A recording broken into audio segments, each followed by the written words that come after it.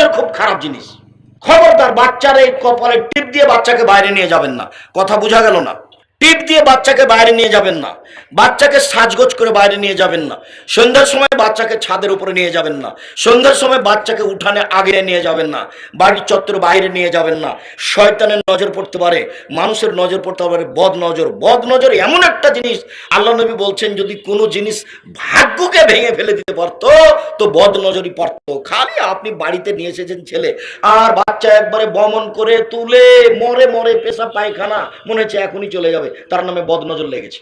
বদনজর কি জিনিস জানেন? এক মিনিট, এই ছেলে, আপনারা স্বামী স্ত্রী বাড়িতে বসে আছেন, আপনার স্ত্রী আপনাকে বলছে শোনো, দেখছো মুরগির বাচ্চাগুলো কত সুন্দর সুন্দর হয়ে উঠেছে, তা আপনাকে দেখতে ডাকলো, তা আপনিও দেখলেন, স্বামী স্ত্রীর বাচ্চাগুলি দেখলেন।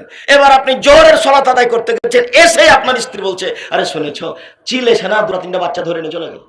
দেখবেন সন্ধ্যা হতে হতে 10টা ছিল 5টাই নাই, তার নাম বদনজর। সম্মানিত দিনী ভাই বোন, আমি আপনাদেরকে অনুরোধ জানাচ্ছি, রাসূল সাল্লাল্লাহু আলাইহি ওয়াসাল্লাম উম্মু সাহেবের বাড়িতে গেলেন তাকে দেখার জন্য। দেখতে গিয়ে খুব কাঁপছে, থরথর থরথর করে কাঁপছে। তখন আল্লাহ রাসূল বললেন কি হয়েছে তোমার? তখন বলছে আল্লাহুম্মা, গায়ে খুব জ্বর, লা বারাকাল্লাহু ফিহি, আল্লাহ যেন এত বরকত না দেয়। তখন আল্লাহ রাসূল বলছেন লা তুসবিলহুম্মা, চি চি চি চি, জ্বরকে গালি দিও না।